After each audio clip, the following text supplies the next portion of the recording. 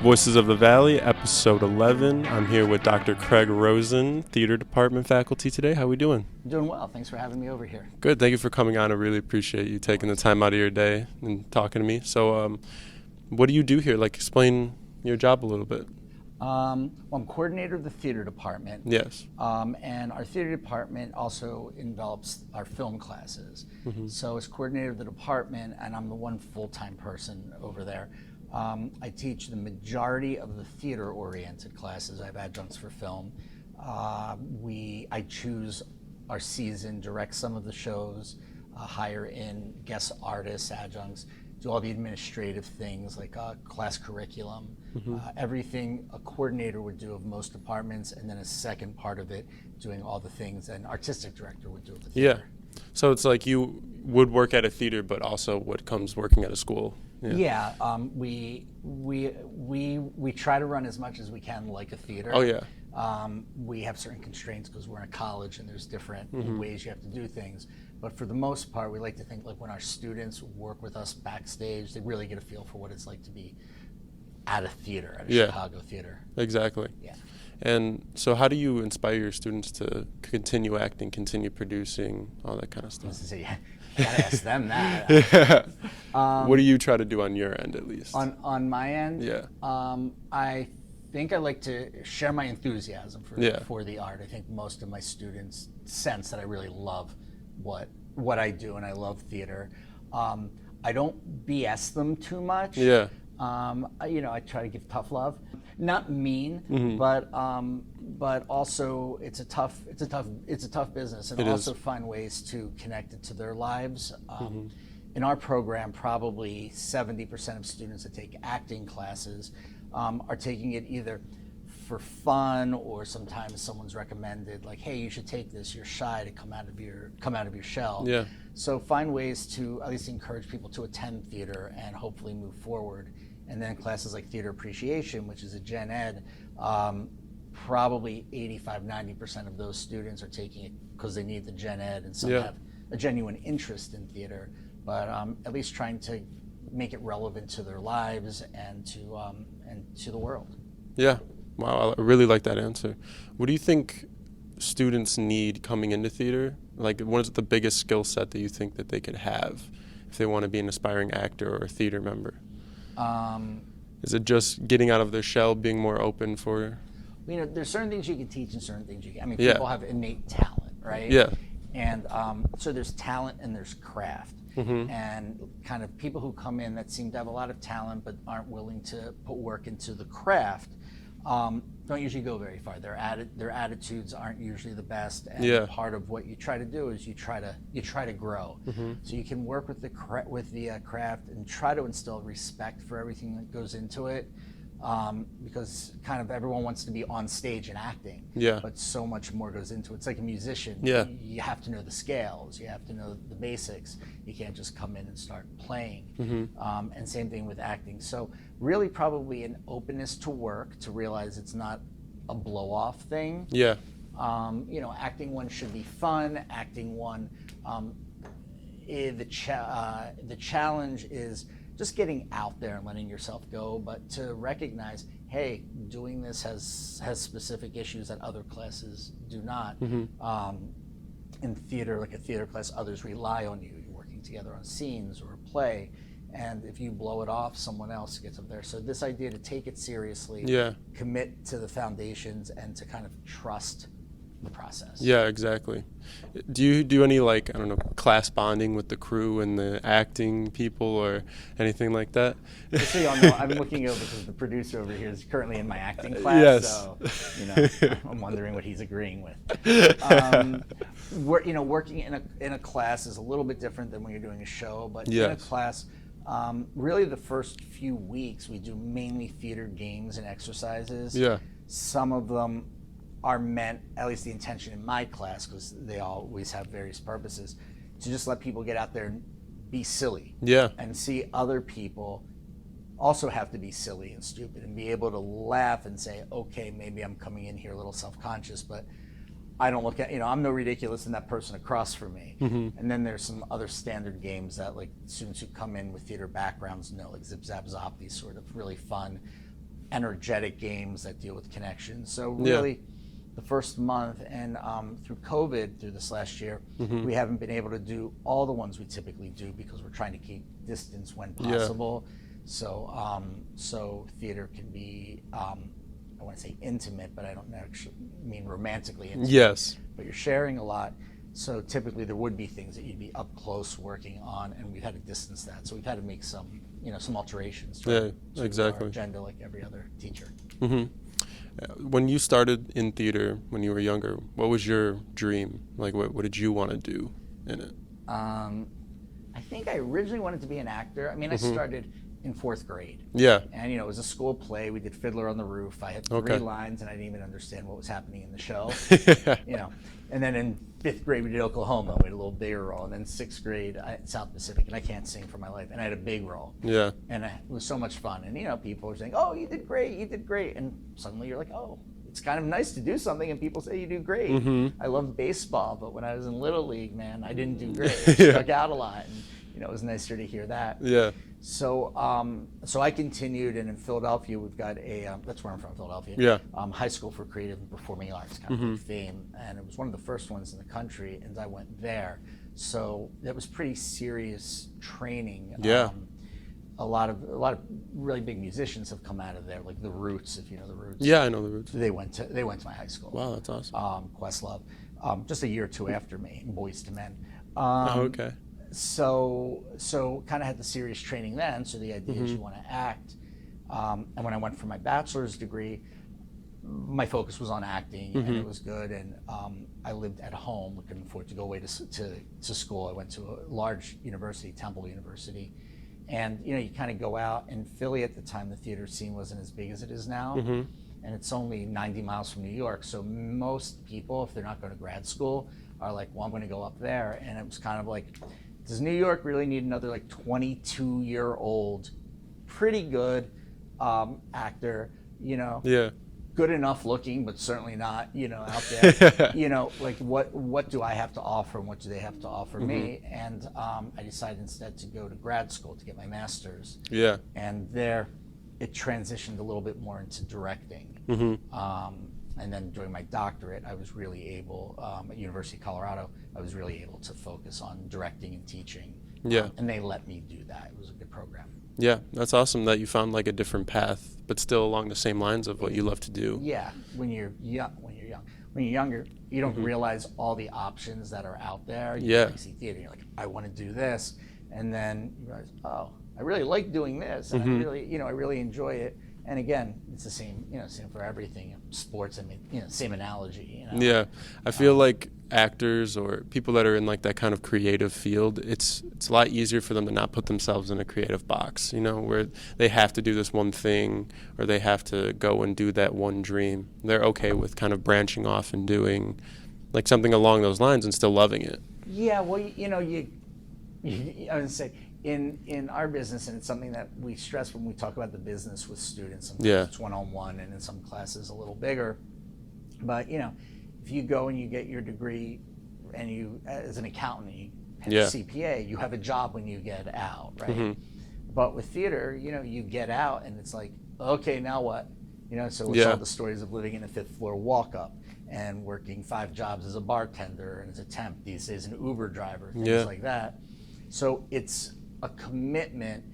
All jobs are a commitment to your career, but it's a commitment to say, there's a certain lifestyle that I may have to live, and I don't know how long I'm going to be comfortable living it. Yeah. And then once you're out there, like before I came here, I taught at community college. I directed children's theater. That was a nightmare for me. I worked at another theater school. I was piecing together all these different aspects of what I do in order to be in air quotes, professional theater person. And people who aren't willing or able to do that, their chances are just smaller. They have less options. Yeah. What have you directed any films as well, or do you just strictly do theaters? No, I do theater. People ask me that. It's funny because they were like, "Don't you want to go to Hollywood?" And I'm like, "No, I do theater." Like, Yeah. if I want, I want to go to Broadway, not Hollywood. Yeah, exactly. They're very different art forms. Yes. When you're doing film, you have to know about cameras and cinematography, and you're working in pieces. When you're dealing with theater, you're dealing with a large picture. You're dealing with a narrative because the play goes from beginning to end, Yeah. straight through. So when people ask me that, I don't mean this in like a harsh way. Sometimes I'm like, you gotta respect each person's job in the Exactly. arts. While I understand what somebody would think. Oh, a film. It's just a different art form. It's Yeah. like a sculptor and a painter. Yeah. Some can do both, but a sculptor knows how to sculpt specifically. Exactly. So, what do you think the difference is in acting between like theater acting and film acting and? They are very different Yes. in a lot of ways. One is the process, the things that people stress all the time. In film, you get to do a take over and over and over again until You get it everyone's perfect. satisfied Yeah. with it, and then you can kind of throw it out and move on to the next take and the next one. Sometimes things aren't shot in order, so a challenge to really create a character that's consistent. If I'm doing a scene and the person I'm speaking to isn't there, Yeah. and I'm shooting a scene that might be in the show a half hour later. So that's got those challenges. The theater challenges are different. Theater, you're doing the same performance night after night after night. Yeah. Theater, you don't get to take a mulligan. You don't get to do things over and over. And so there has to be a consistent kind of arc. It has to be every time something fresh. You have to be prepared that things happen Yeah. on stage. And that can be part of the magic of theater. Sometimes things happen and, oh my God, something great occurred, and sometimes not. But so, in theater, you're acting, depending on how large the theater is, you're acting for, it can be 1,000 people to see you and to hear you. On film, you have a camera right there. You can raise an eyebrow and it tells a story. On stage, you might not be able to do that. So kind of trying to keep a reality that way. Yeah. On film, you can whisper and it goes into your mic and and it does the job. Yeah. On stage, you have to learn to stage whisper. You have all these techniques. So Exactly. so they're both challenging. They're different challenges. Some people are wonderful doing both. Al Pacino is a great stage, and Meryl Streep, great stage and film. And some, one is really what is their forte, is what they're best at. Yeah, exactly. I really envy, I guess, stage people, just because they can go up in front of that audience and play a different person than who they really are. When you're in front of a camera, I feel like it's kind of easier to do that because you're disconnected from the people that are watching you. But when you're in front of an audience, I feel like it's a lot harder to disconnect from that. Maybe I think that's valid. One of the things that people who perform theater love is the energy from the audience. Oh yeah. I mean, it's the fear, like, oh my God, I'm going to screw up. They're there. You look out, and and you lose it. But that energy also is something that really helps an actor feed and keep themselves going. Yeah. On film, I mean, you can have a very intimate moment. On stage, if you have nudity, which you do in some plays, you have nudity with 500 people watching you. On a film, it can be a very smaller, more an intimate thing with only specific people involved. So again, they both have challenges, and I would think that different actors feed off of different things. But I know in theater, what keeps an actor going is often the energy they get from an audience, and that's the excitement of it. Yeah, exactly. The audience definitely plays a bigger role in the theater aspect. Yeah, it's like being, talk about baseball, I'm a big sports fan. Yeah. It's the difference between hitting a three-pointer in basketball as time expires with a crowd there and shooting it with no one there. Right? Exactly. It's just not the same thing. So theater is very much like that, very much like a live concert performance. I usually say to my theater pre class, if you go to see, if you can hear a band that you like and download them and listen to them, why are you paying a lot of money to see them in concert? Yeah. And it's like, well, there's energy. They do it differently each day. And that's a difference to me between film and theater. Film's the same thing over and over. I can put The Godfather on, see it every time. Man, this is good.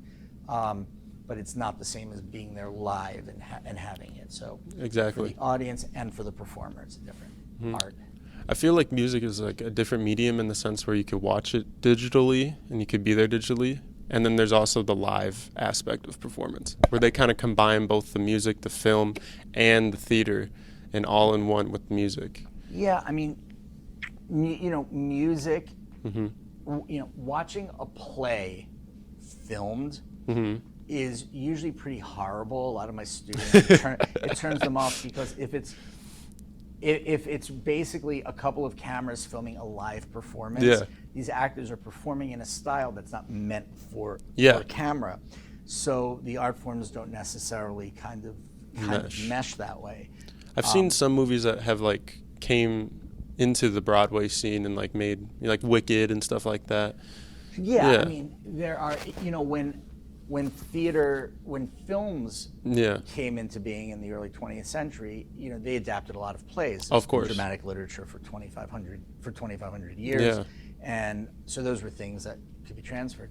But more recently, it's kind of the opposite, that there's films in pop culture, whether it's Lion King or Shrek, or and music that's in pop culture, ABBA, and they make Mamma Mia, that then they adapt for the stage. So we kind of use each other's arts differently. Yeah. But just going back to like the analogy to music, watching a concert film, you're not as excited. You're not, No. again, I don't know if you go to concerts, but you're not roaring, your voice isn't out, you're not all singing together. You can enjoy the person up there, but it's different than attending it. And that would be the analogy, I think. Exactly. I feel like when I go to concerts, it's a lot more about the crowd. Definitely. Because I've been to concerts where the dude will be performing his ass off, and people are just standing around. They're not dancing or anything. And I've been to concerts where everyone is moving. It's just a completely different experience. Yeah, I mean, I've been to concerts a little bit older, but there's some people and some artists I've seen 20, 30 times, and you're there and they do something random and people you don't even know each other, you're like high-fiving each other. Like, Yeah. can you believe that? So it's about that communal, atmosphere. Exactly. That's the exciting part. Yeah. So when you were in college, was there any professors that really inspired you? Anything that really took you? Yeah, I mean, there's one professor particularly that I refer to a lot. His name was Kevin Cotter, and some of the stories that I usually refer to aren't really appropriate for here. Oh, okay. But he was from Temple when I went to Temple for my bachelor's, and I've had really inspirations from each of the colleges. I often tell my students, when you get to a four-year school, if you go, there's going to be wonderful teachers everywhere who know a lot of things, but if you can find someone that you really connect with, it does so much for you. And Kevin was, I don't know, he must have been 5'2", and he had studied in New York originally, and he was just flamboyant, larger than life in his kind of like personality. Oh, wow. And over the years, he recently passed away. Over the years, we stayed in touch. Sometimes it might be 8 years between talking, and sometimes it was more recent. And his energy and his kind of attitude, his East Coast attitude, were from really like rubbed off. But when I was in school, the relationships were a little bit different. Yeah. It's a different. The relationship, the teacher-student relationship's a little different now. Oh, yeah. But he's one of the people that stayed with me, and there's a couple others that I can think of. What do you think that he taught you the most when you were with him, when you were there, that you've took throughout your whole career or your life? Don't bullshit. Don't bullshit. And what does that mean? What does don't bullshit mean? If you don't know it, then you don't know. It means, in a lot of ways, don't bullshit on stage. Yes. Nobody wants to see you act. They want to see you do. We say acting is doing. And so, nobody wants to watch you act. But also teaching. He was very like, you knew he cared. You knew he wanted you to succeed. Yeah. But he also didn't want to let you as a student bullshit. Yeah. He was like, don't waste my time, don't waste other people's time, don't waste your own time and tuition. And so that sort of attitude of love the art, respect each other, is one of those things that, as I look back, we did the play Hair here. I was in this production of it, and it was the 25th anniversary of it. And then when we did it here, it was the 50th anniversary of it. And my production was completely different than the one I was in. I mean, completely different, which he would love, any theater person would love. But so much of it was the same, so much of the way I dealt with the actors about certain things was there, and moments that were important to me when I was performing that stayed with me, stayed with me. So he's one teacher from a long time ago that stays in that way that you carry on. Yeah, exactly. I know a lot of what plays have to do with the set design and stuff like that. And I remember going downtown and seeing Fiddler on the Roof, and they had this crazy set design where it looked like the house was there, but it wasn't really there, like it was coming off the wall or something, like just the way it was painted. Right. And I was wondering if you guys did anything cool like that here, like what you can think back to, like the coolest one you've done. Oh, well, we've got a show opening tomorrow. It's called Eurydice. It's a modern, it's full of images, take on the Orpheus and Eurydice myth. And the set is beautiful. Our scenic elements, we bring in guest designers oftentimes from Chicago who work in professional theaters. The people who build our sets in the shop are professionals. Yeah. And then we hire student aides. But so the sort of the aesthetic, what you see on the stage, is often what you would get there. Yeah. The show they're doing now, and I'm not directing this one, is really beautiful. Yeah.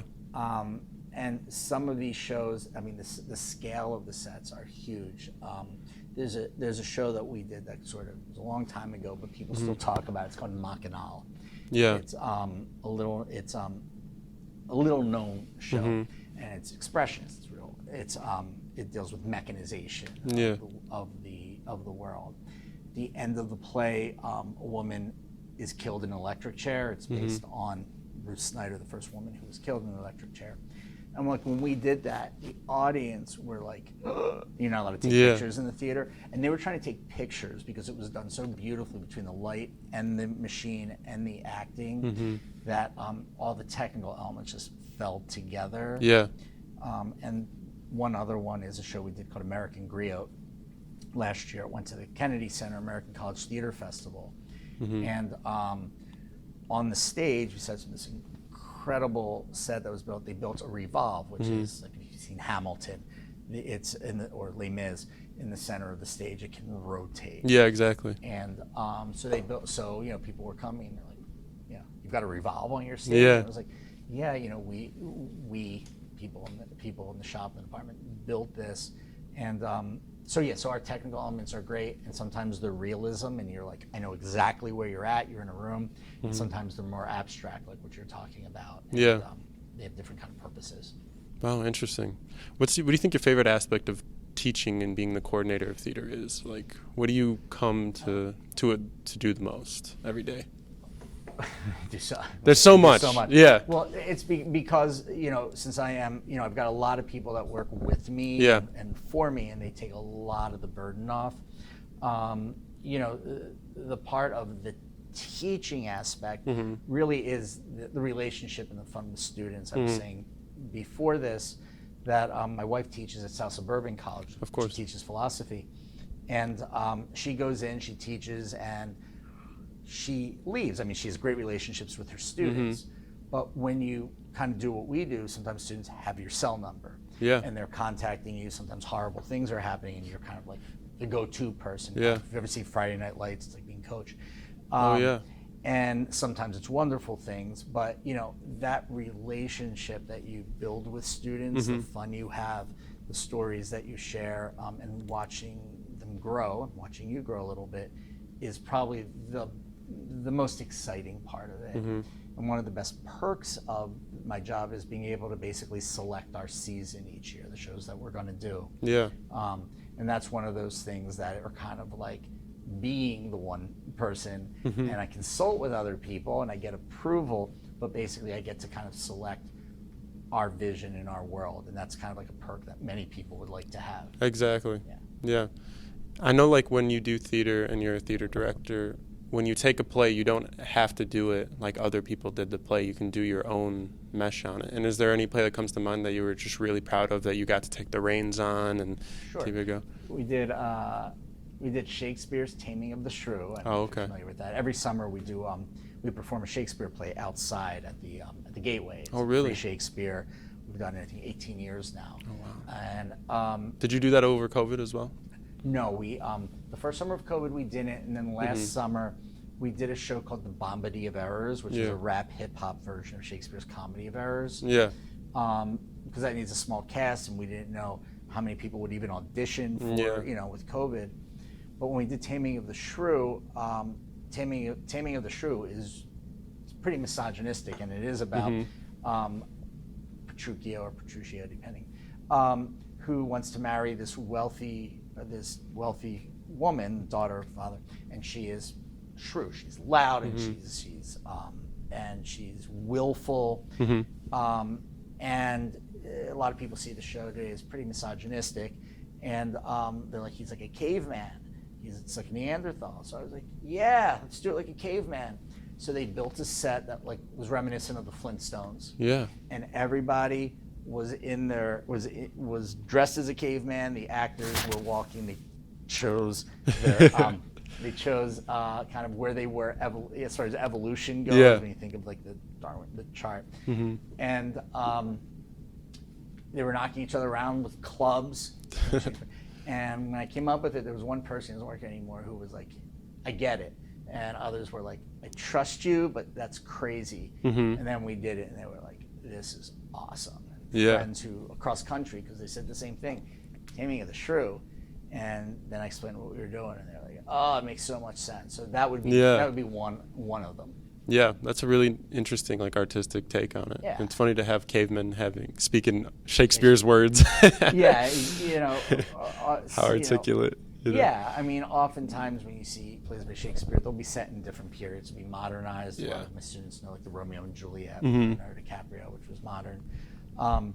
So it really is about, like, with that, how is it going to kind of enlighten the script? How is the audience going to either best understand or appreciate it, or how are you going to comment on it? But as far as moving it backwards that way, that was one I hadn't heard of, so I was really proud of it, proud that it seemed successful. Yeah. Did you ever do, like, any travel theater or anything like that? Here, no, I did when I was in Colorado. Oh, okay. The only show that we brought was that show American Griot. It was entered in the Kennedy Center American College Theater Festival, and we were one of four shows chosen from 5 states: Indiana, Illinois, Michigan, that were asked to come to Madison, Wisconsin, and bring the whole show with, and perform it there for students from all over. Like thousands of students were there. That must have been quite an experience. Oh, it was an honor. It was something we were so proud of. Yeah. I'll never forget when I was hired. It was a different administrator, and she was talking to me about success and what you want. And I said one of the things one of the things I'll feel like we've reached success is that, because it means we were chosen over 4-year colleges to do this.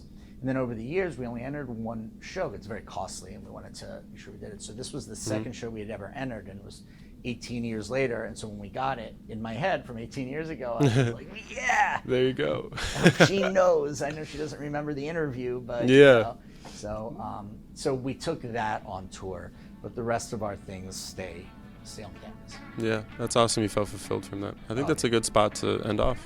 Yeah, well, thank you for coming on today, Mr. Rosen. Thank you so much. I appreciate it.